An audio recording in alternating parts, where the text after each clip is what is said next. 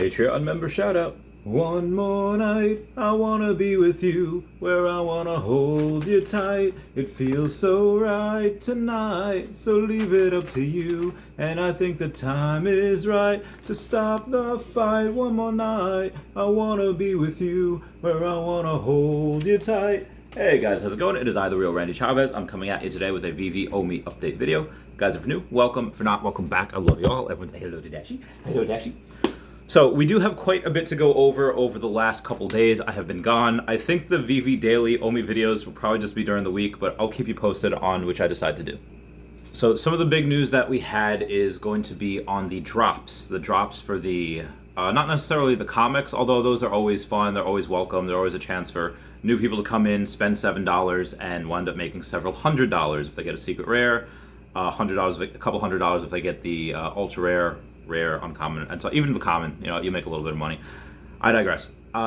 So one of the big things is going to be the James Bond, and not because of the burn, although the burn as well. We burn about a billion OMI every week on average, give or take, and that's right now with 2.2 million users. But thankfully, our good friend Puddin Cheeks over here, he decides to go and on his Google Docs and on his charts, he measured that we had about $674,000 as of that were put in on the 27th, and about $2 million that were put into the app on the 26th. That was the date of the James Bond one, the record-breaking James Bond, where we had the highest NFT price that we've ever had on the app. Currently today, as of 2/28, we've only had a small amount of about $278,000 go into it, but that's about 10:48 Eastern Standard Time in the morning as of the making of this video.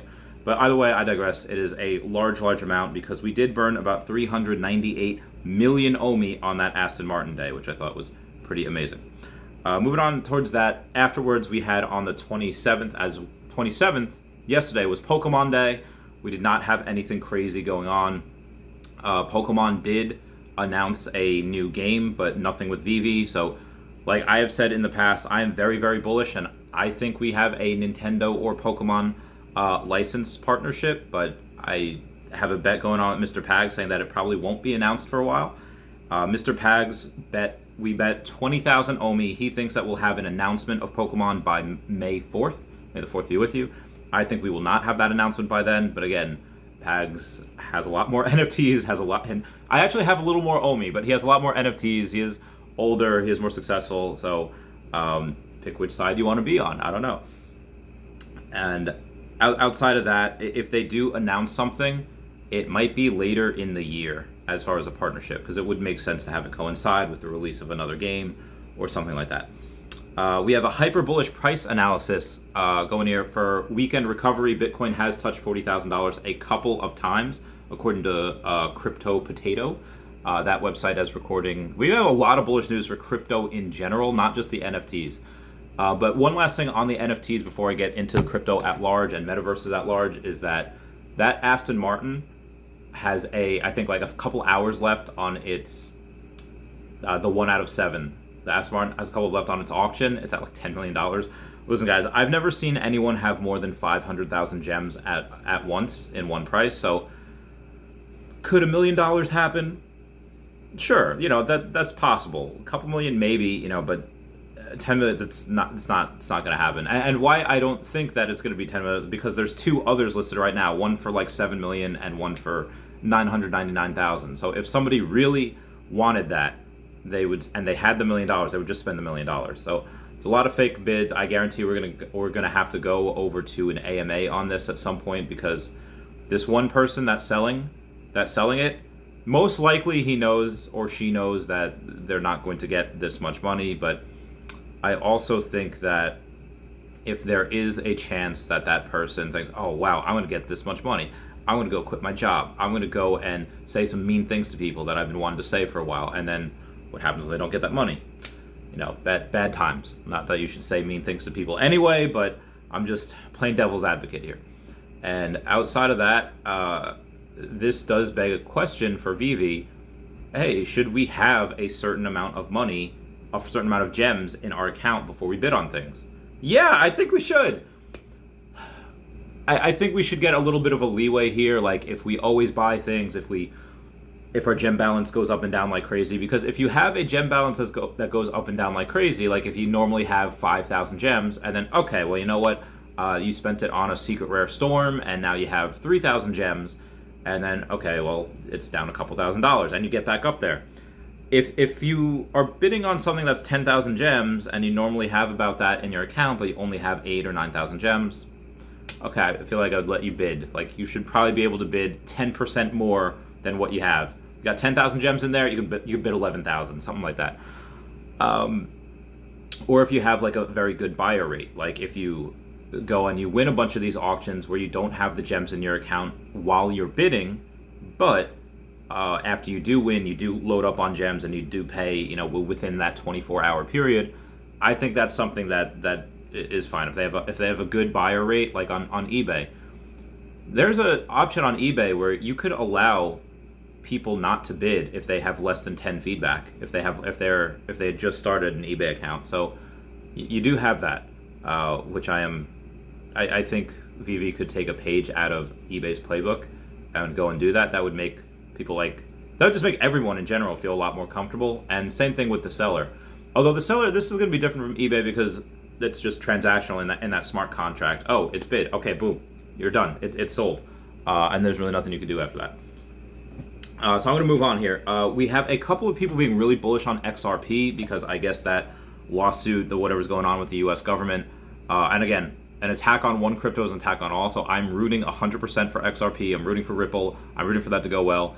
But the prices, according to the News Crypto, saying that it's expecting bullish momentum around the corner. I hope so. I pray for that as well. We have Cardano price in classic bull pennant breakout as ADA sharks go on buying spree. This is something that I had seen early this morning. It seems like a lot of people are very, very bullish on crypto, and I'll tell you why. In my opinion, when over the weekend we had other countries like Finland and I forget what other country it was in Europe that says, hey, we want to be part of NATO, and you have, which in general, outside of this situation we're currently in, may or may not be a good thing, up for debate, but when you have Russia trying to bully people, and then you have other countries not siding with them, even China saying, hey, yo, bruh, Russia, might want to calm it down a bit.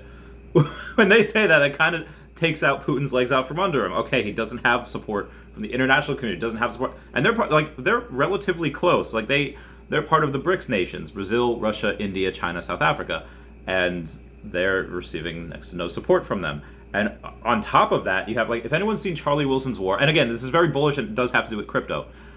Charlie Wilson's War is that in the 80s, America would go and give out weapons to the Taliban to fight Russia in Afghanistan. And back in the day, the Mujahideen, we called them freedom fighters. The U.S. did ally ourselves with them at that time. They were called, again, freedom fighters, and they went in to become the Taliban. But at the time, give them a certain amount of weapons, and they destroy, for every, I think it was $50,000 that were sent over there, $1 million worth of, aircraft and munitions were destroyed of Russians. So a lot of people are doing that for Ukraine right now. That they're sending crypto, they're sending arms, they're sending munitions. I actually have a buddy of mine that's over there right now that just said, heck it, I'm not there. That they were not waiting to go back in the military. They're not waiting for the U.S. to act. They went over pretty much as a merc, and they linked up with them over there. And yeah, so anyone else to go, you can go, and they will arm you. Because again, if you try to go by yourself, you're not going to get resupply. But anyway, why this is bullish is because the market knows, and the people know that, hey, a bad person or a bad thing can attack, and everyone will rally together. And once it's over, well, then you have one of the most bullish sentiments ever. Hey, bad things can happen, and the market will be okay. Bad things can happen, and the world are going to be all right. Bad things can try to come in, and the world will survive, and it will recover, and so much money is going to flood in. Again, this is all kind of just my opinion, but I do have a little bit of experience in that area. Pantera Capital explains why Bitcoin could rally soon. That being said, we do have some negative news on the markets. Dow futures fell more than 300% as traders assess ripple effects of Russian sanctions. And last but not least, that being said, We have more Bitcoin holders than we have ever had. Over 40 million Bitcoin holders. And in the altcoin news, we have Shiba Inu saying they want to launch its own token burn portal in bid to reduce circulating supply. A lot of other people, a lot of other cryptos really want to become deflationary assets, like OMI. Anyway, I digress. That is it for me. Everyone, please comment, like, and subscribe. Comments are good for the YouTube algorithm. Everyone, check out @HeyDavidon, @KingMavs Forever on the Twitter. Standoff chart King Mavs on the Veve app. Kobe Collects and OMI Player 1 on YouTube. Wraithax.eth is domain. Powers of X #1. Kobe Collects down here. Kyle Willson, Wendy Stibalis, Puddin' Cheeks, Veve Las Vegas, Tabs Trades, Mars Davis, Legacy Bermuda, Sody Pop Media, The Gale, Charles Merkel, Veve Darklink, and Veve Vibes on the YouTube. You got @WetWizardVeve and Gario at 1234683 on the Twitter. DerekBrad.com/pages/Veve-photography and WoundedWarriorProject.org. I love you all. And class dismissed. Bye-bye. Bye. Meow, meow, meow, meow, meow, meow.